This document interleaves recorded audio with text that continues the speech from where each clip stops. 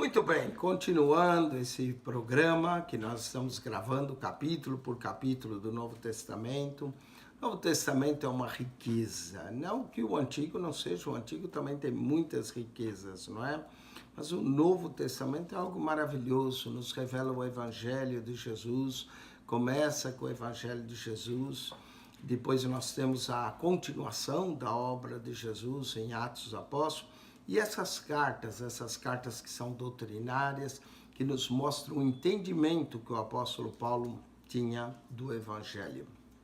Romanos é considerada a carta magna de Paulo, ela aparece como cabeçando uma lista de 13 cartas que estão no Novo Testamento em sua ordem de tamanho, né? Romanos a maior, depois 1 Coríntios, 2 Coríntios, e as cartas vão diminuindo em tamanho até a última carta de Filemão, que tem apenas um capítulo, não é? Nessa carta de Paulo aos Romanos, nós vamos encontrar a universalidade do pecado. No primeiro capítulo, Paulo dá graças a Deus pela fé dos romanos, fala do Evangelho de Deus, que é o poder de Deus, do qual ele não se envergonhava, que era o poder de Deus para a salvação tanto de judeu como do grego. Depois de Paulo falar da justiça de Deus, Paulo fala da ira de Deus sobre os homens, porque adoraram e serviram mais a criatura do que o Criador, que é bendito eternamente, e que eles mudaram a glória de Deus em imagens de escultura, a idolatria. E aí Paulo fala de como Deus entregou os gentios às suas paixões para fazerem torpezas, coisas infames, cheios de toda maldade, de homicídios, desobediência. Paulo trata tudo isso no capítulo 1, acerca da impiedade dos gentios.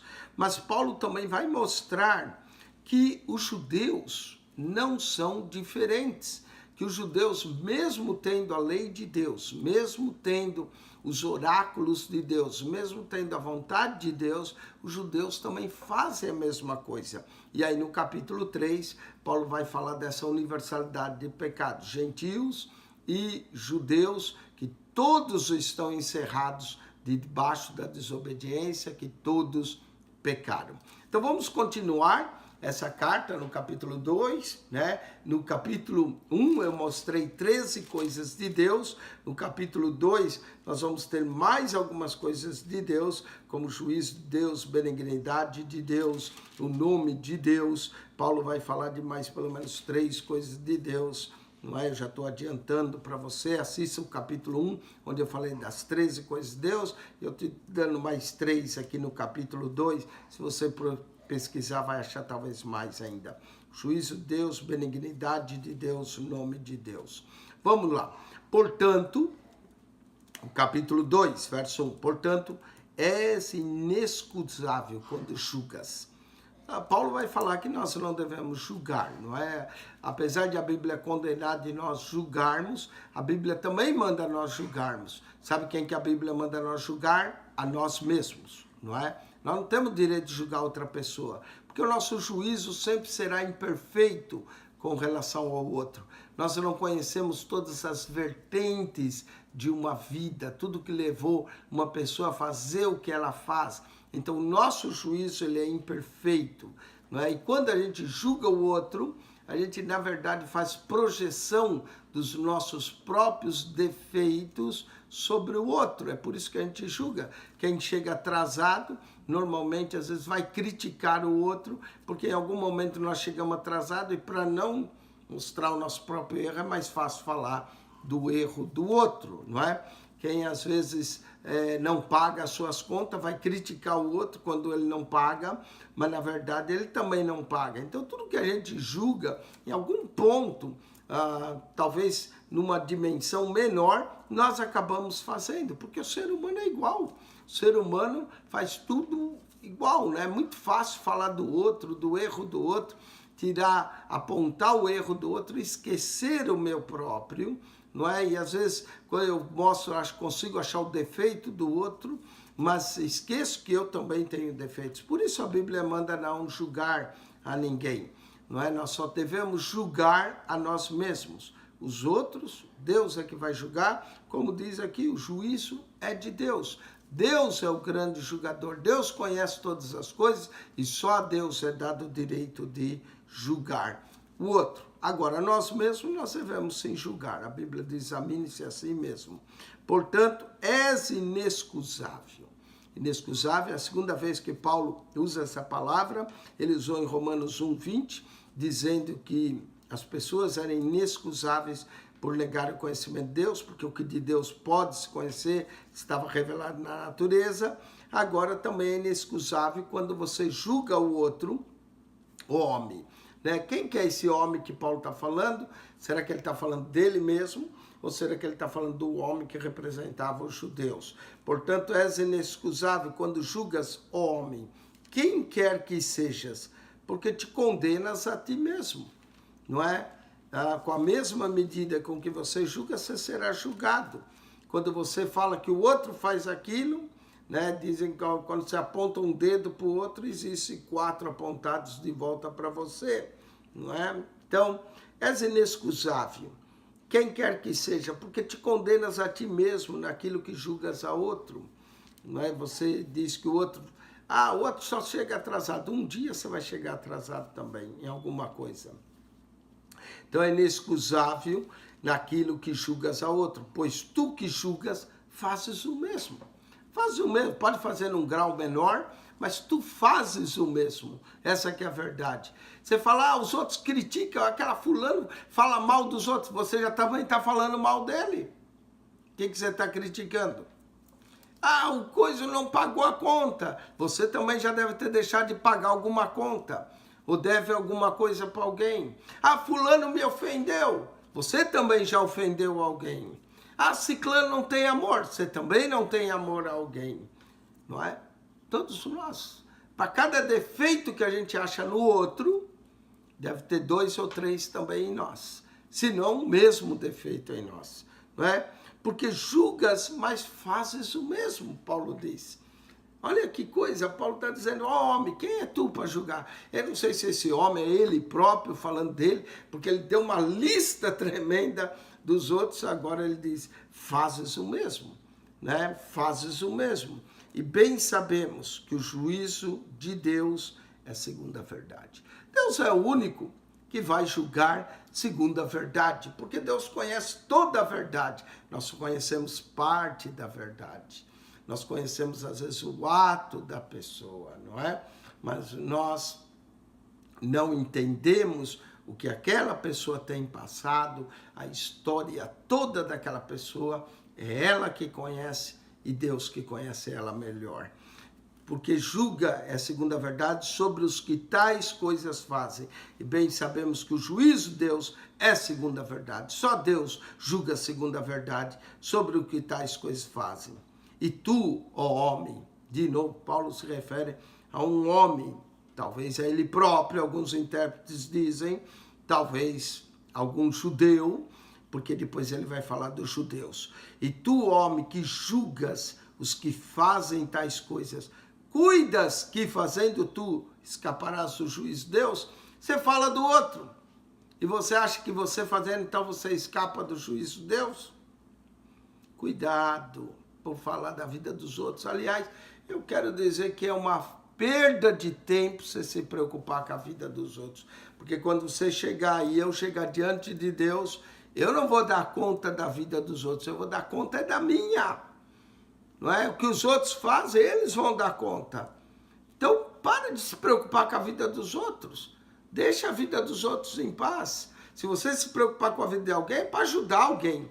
Não é para julgar alguém.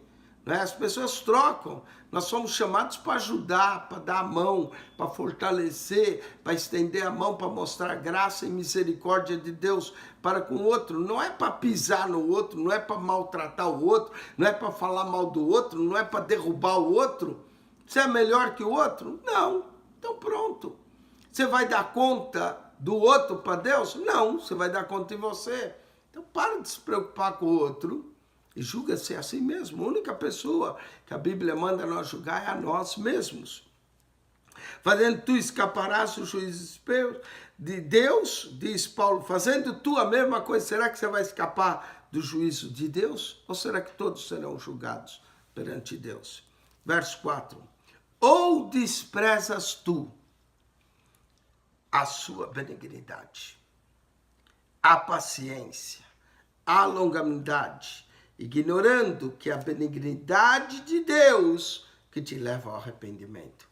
Olha, se você fez algo errado e ainda não recebeu a justa retribuição de Deus, é porque Deus está sendo benigno, Deus está sendo longânimo, Deus está te dando tempo de arrependimento, tempo de mudança. E eu louvo a Deus pelo tempo que Ele nos dá para nós nos arrependermos em tempo, antes que venha o grande e terrível dia do juízo de Deus sobre nós. Que nós sejamos humildes para reconhecer o nosso próprio erro e não do outro. E entendendo que se Deus ainda não nos deu a justa retribuição de nossos pecados, é porque Ele quer ver nós nos arrependermos. É porque Ele está nos dando tempo, está nos dando sua graça para que nós nos arrependamos em tempo e não sejamos punidos ou tratados segundo os nossos pecados. Há um salmo maravilhoso, Salmo 103, que eu quero ler para você e lembrar novamente para mim mesmo, esse Salmo 103, que diz assim: misericordioso e piedoso é o Senhor, verso 8, longânimo e grande benignidade, não repreenderá perpetuamente, nem para sempre conservará a sua ira.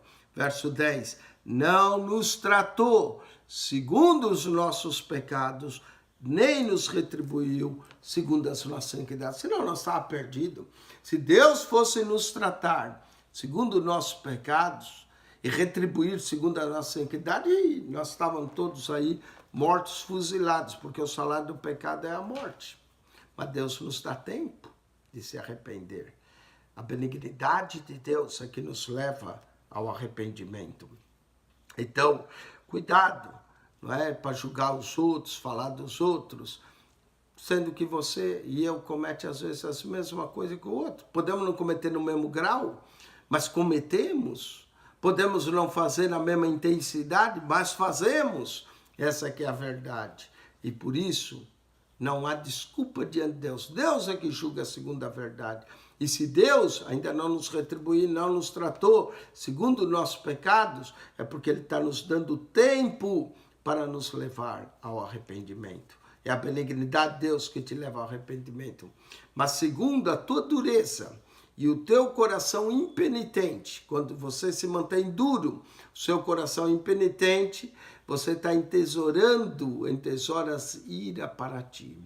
Cuidado, tenha um coração mole, tenha um coração de amor, tenha um coração compassivo, tolerante, cheio de graça, de bondade, para com aqueles que erram, ora por eles, não é? Para que eles possam se arrepender, porque senão você fica com um coração duro, um coração impenitente, um coração que não se arrepende, você só está, de acordo com Paulo, entesourando ira para ti, no dia da ira e da manifestação do juízo de Deus. Haverá um dia que Deus há de julgar toda impiedade, toda iniquidade, e esse dia será o resultado da ira de Deus. Hoje está a misericórdia de Deus para você, está a benignidade de Deus, a longanimidade de Deus te dando chance de se arrepender. Mas lembre-se, a porta do arrependimento não estará aberta para sempre. A benignidade, a justiça, o amor, a graça, a misericórdia de Deus não estará para sempre. Um dia, aqueles que não se arrependem estão entesourando ira para o dia do juízo de Deus, o qual recompensará cada um segundo as suas obras. Presta atenção, a recompensa daquele que não aceitou a graça, a fé, a misericórdia de Deus, já que ele confiou na sua própria bondade, então ele será recompensado também segundo as suas obras. Vamos ver qual será a recompensa. Verso 7. A saber, a vida eterna aos que com perseverança em fazer o bem. Interessante, não é? Nós somos salvos pela graça, mas parece que aqui as obras, será que elas levam à salvação também? Não, mas a vida eterna está para aqueles que perseveram, são perseverantes em fazer o bem, nunca se cansam de fazer o bem. Deus irá recompensar com a vida eterna aos que perseveram em fazer o bem e procuram glória e honra. Mas toda obra boa que nós fazemos, devemos fazer em Cristo, que morreu pelos nossos pecados. A saber, a vida eterna aos que com perseverança em fazer o bem, procuram glória e honra e incorrupção. Olha coisas que nós devemos buscar: a glória de Deus, a honra que vem de Deus e a incorrupção. Mas aqueles que não buscam isso, mas a indignação e a ira aos que são contenciosos e desobedientes, não é? Aos que são contenciosos e desobedientes a Deus vão receber, e obedientes à iniquidade vão receber a sua justa retribuição. O que nós vemos nesse capítulo? Que Deus é o Deus que vai julgar e vai retribuir a cada um segundo aquilo que ele faz. Né? Que um dos fundamentos bíblicos, o fundamento bíblico para nós é o amor de Deus, a benignidade de Deus, a bondade de Deus, que nos leva ao arrependimento. Isso tem a ver com a graça de Deus, porque a autoridade também é de Deus. Deus é que vai julgar. Não é? Nós vemos aqui alguns motivos para o nosso galardão: obediência a Deus, sabedoria a Deus, humildade, perseverança, praticarmos o bem, mantermos a nossa fé viva na pessoa de Jesus, sermos fiéis, estarmos dispostos a ajudar e a trabalhar para Deus. Vai nos resultar madureza do coração, impenitência, julgar o outro. Estamos apenas acumulando ira para aquele dia da ira, da indignação de Deus, que vai julgar os contenciosos, desobedientes à verdade e obedientes à iniquidade. Verso 8, desobedece à verdade e obedece à iniquidade. Verso 9, tribulação e angústia sobre toda a alma do homem que faz o mal. Uau! A retribuição de Deus será tribulação e angústia para aqueles que fazem o mal. Primeiramente, do judeu e também do grego. Interessante, o evangelho, quando Paulo diz que a salvação, o poder de Deus para todo aquele que crê, primeiro do judeu e também do grego. Então, o judeu tem a bênção de ouvir a mensagem primeiro. Mas também, no juízo final, aquele que faz o mal, também o judeu vai receber primeiro, porque conhecia a vontade de Deus, conhecia a lei de Deus, os oráculos de Deus. Primeiro também o judeu vai receber o mal que praticou, e depois o grego, e também o grego. Verso 10, glória, porém honra e paz a qualquer que faz o bem. Olha, mesmo que a pessoa não é crente, ela deve procurar fazer o bem, não é? Sempre, porque quem sabe um dia ele será objeto da graça e da misericórdia de Deus. Deus, Paulo vai dizer isso em Romanos 9, e eu vou falar mais, que Deus tem compaixão de quem ele quer. Deus não é obrigado a ter compaixão de ninguém. E alguns aí, usando essa soberania de Deus, gostam de implantar a doutrina da predestinação. É verdade, Deus compadece quem ele quer, perdoa quem ele quer, endurece a quem ele quer, mas Jesus nos deu uma ideia de quem Deus se compadece. Quando Jesus disse nas bem-aventuranças, bem-aventurados os misericordiosos, porque eles alcançarão misericórdia. Bem-aventurado aqueles que praticam o bem, daqueles que fazem o bem, mesmo sem conhecer a Deus, porque um dia a graça e a misericórdia de Deus vai se revelar para com eles. Olha só, glória, porém, honra e paz a qualquer que faça o bem, primeiro do judeu e também do grego. É a terceira vez que Paulo menciona primeiramente o judeu e o grego. Primeira vez, o capítulo 1, verso 16, dizendo que a salvação, o poder de Deus para a salvação, todo aquele que crê, primeiro do judeu e também do grego. Aí no capítulo 2, verso 9, tribulação e angústia, toda alma que faz o mal. primeiro do judeu e também do grego. Mas glória, honra e paz a qualquer que faça o bem, primeiro do judeu e também do grego. Paulo coloca as coisas aqui numa prioridade interessante, porque todos os que sem lei pecaram, isso eram os gentios, não é? Os gentios pecaram sem lei. Diz que também sem lei perecerão. Não diz que eles serão salvos, não é? Diz que vão perecer. Pecou, mas não tinha lei, mas pecou do mesmo jeito, vai perecer. E todos os que sob a lei pecaram, sob a lei serão julgados. Note que o juiz de Deus é tão justo que ele vai julgar a todos. Não é o camarada que fez sem a lei, pecou. Será condenado também, vai perecer. E o que sob a lei? Será julgado sobre a lei.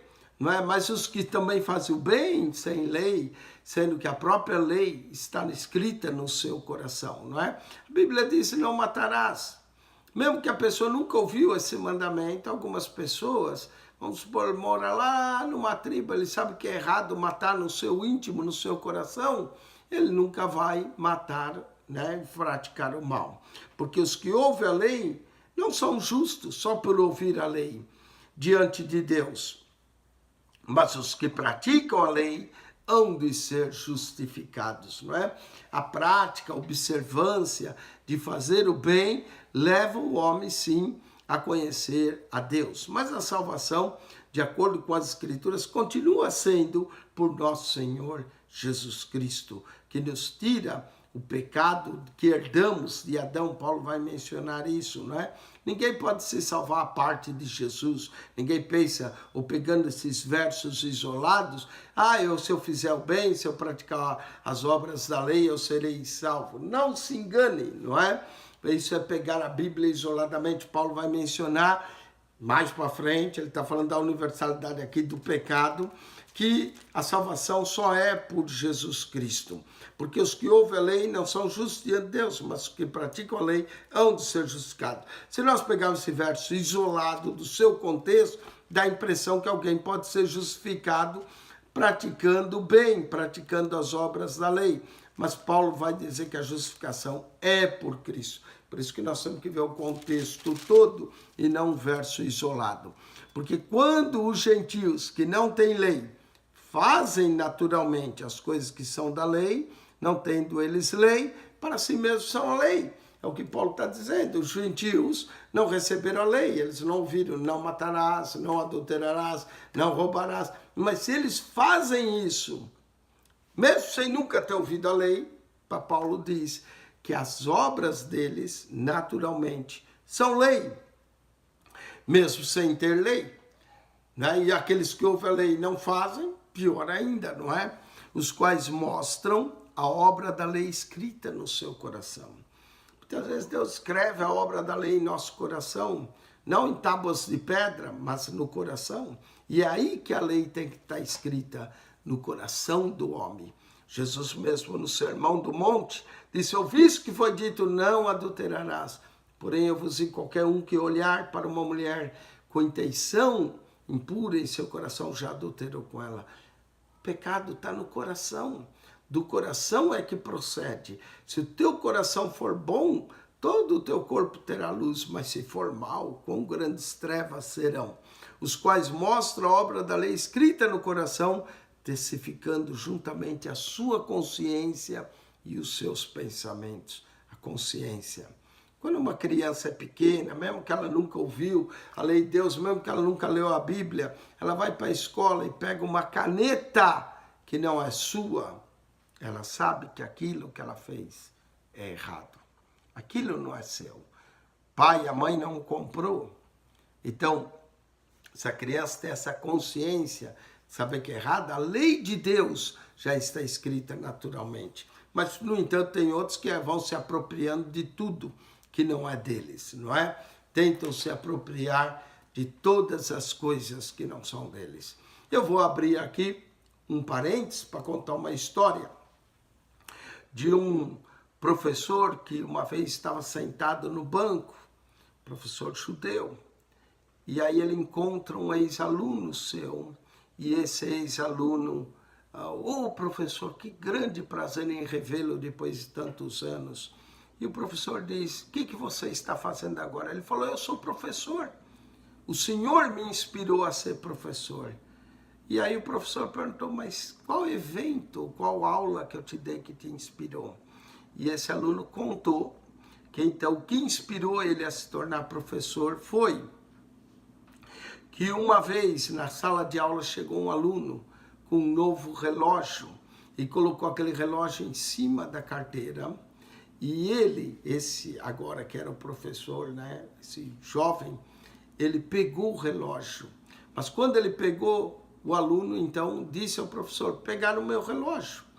E o senhor, que era o professor, disse, olha, ninguém vai sair daqui enquanto esse relógio não aparecer. Fechou a porta da sala, disse que ninguém saía, né? Eu que tinha pego, o aluno confessando, eu que tinha pego o relógio, fiquei com medo de devolver. E como não devolvi, o senhor mandou que todos ficassem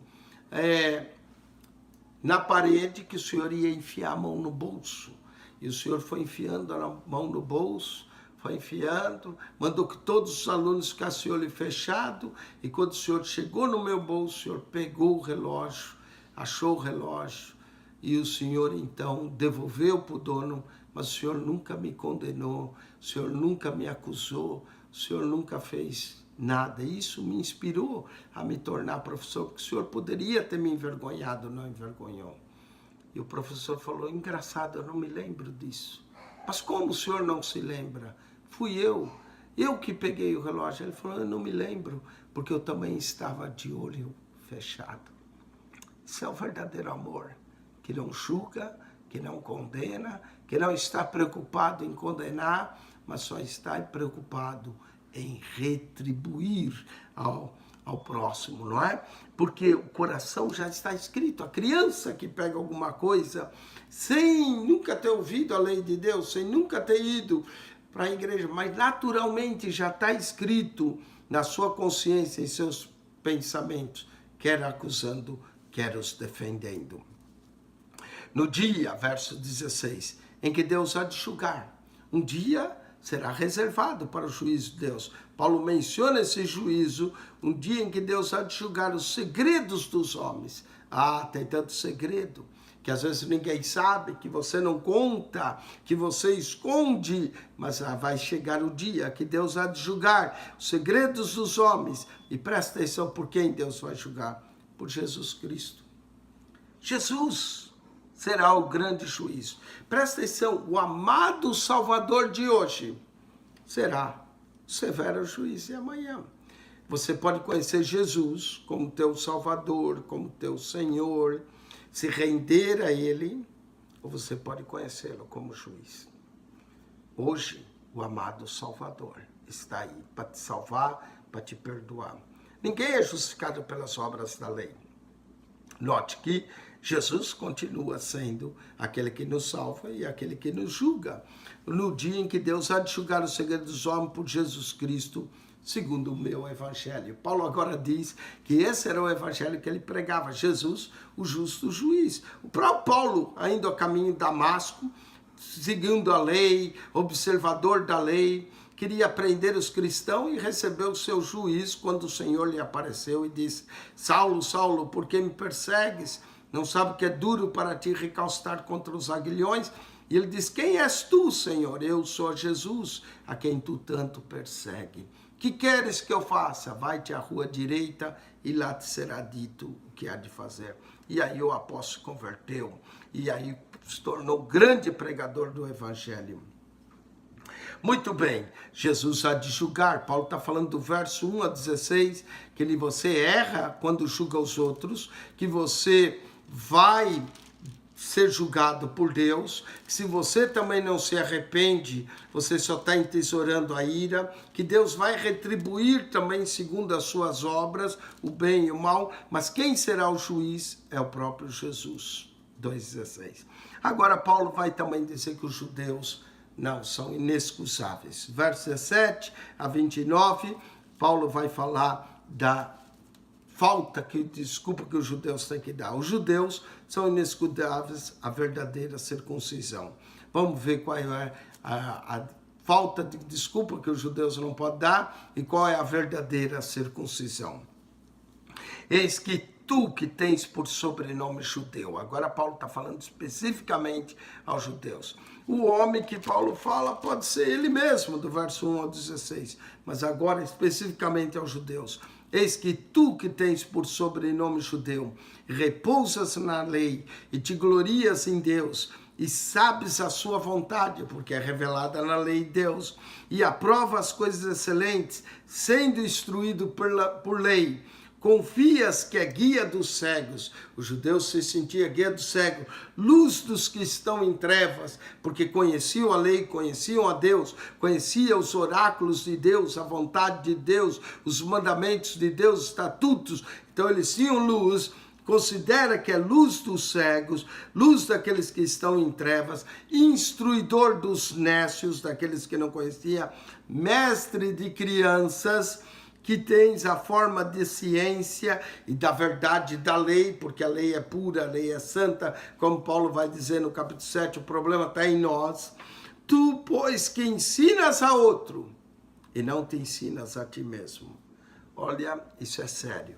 Aqueles que ensinam vão receber mais do juízo. Eu estou aqui ensinando, mas se eu ensinar só você e não ensinar a mim, é um problema, não é? Porque eu vou receber mais severo juízo. Então eu tenho que ensinar você, mas a principal pessoa que eu tenho que ensinar é a mim mesmo. Tu que ensinas a outro, não te ensina tu mesmo? Tu que pregas que não deve furtar, furtas? Oh, coisa terrível, não é? As pessoas que pregam uma coisa e vivem outra. E isso é o que mais se tem hoje. Pessoas pregando uma coisa e vivendo outra. Pessoas, aquele evangelho, faço o que eu falo, mas não faço o que eu faço. E eu conheço centenas de pregadores assim, e eu tenho que olhar por mim mesmo, para que eu não seja um deles. Tu que pregas que não deve furtar, furtas? Tu que dizes que não deve adulterar, adulteras? Olha que coisa terrível. Tu que abomina os ídolos, comete sacrilégio.